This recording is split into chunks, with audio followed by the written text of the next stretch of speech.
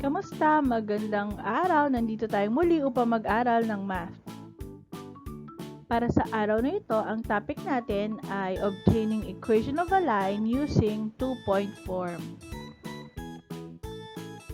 So, alalahanin muna natin na meron tayong general form of the equation of a line, which is written in the form ax plus by plus c equals 0. Meron din naman tayong standard form ng equation of a line. Ito naman ay ax plus by equals c. Tatandaan na dapat in both form, whether general o standard, a and b cannot be both equal to 0. Yung equation of a line na nagpass sa dalawang points ay maaari nating masolve sa pamamagitan ng formulang ito. So, y minus y sub 1 equals quantity y sub 2 minus y sub 1 all over x sub 2 minus x sub 1 times sa quantity x minus x sub 1. Kung saan, dapat hindi equal ang x sub 1 at x sub 2. Subukan nating magsagot ng isang problem. Okay, write the equation of a line passing through the points 2, 3, and 1, 5. So, let 2, 3 be x sub 1, y sub 1, and 1, 5 be x sub 2, y sub 2. Importante na hindi tayo malito sa values ng bawat point para mas mabilis tayo kapag nag-substitute na tayo sa equation. So, again, ang equation natin ay y minus y sub 1 equals quantity y sub 2 minus y sub 1 all over x sub 2 minus x sub 1 times sa quantity x minus x sub 1. So, una natin gagawin ay isa-substitute natin yung lahat ng values ng y sub 1, x sub 1 at x sub 2, y sub 2. So, pag sinubstitute na natin yon, magiging y minus 3 equals quantity 5 minus 3 all over 1 minus 2 times sa quantity x minus 2. Uulitin natin na pag nag-substitute tayo, let us be very careful kung saan natin ilalagay si x sub 1, y sub 1, si x sub 2, y sub 2 para hindi sila mag-mix up. So, pagkatapos natin mag-substitute, i-rewrite lang natin yung y minus 3. And then, isimplify natin yung 5 minus 3, so magiging 2.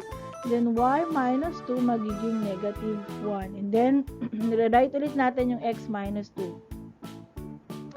And then, we simplify further. Again, we write y minus 3. So, 2 over negative 1 is negative 2. And then, we rewrite x minus 2. So, and then, we rewrite y minus 3.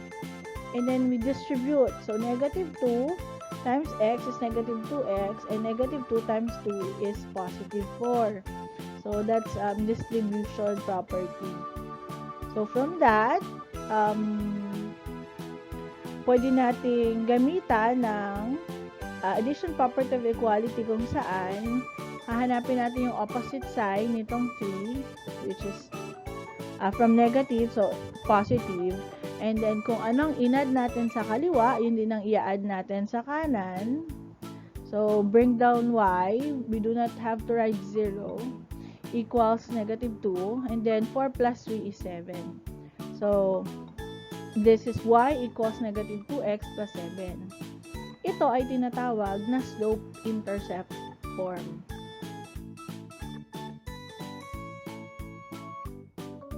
So, yung equation natin na y equals negative 2x plus 7, pwede na yon bilang equation of a line. So, again, ang tawag natin yun na slope-intercept form. Pero, pwede rin natin itong i-change sa general form or sa standard form.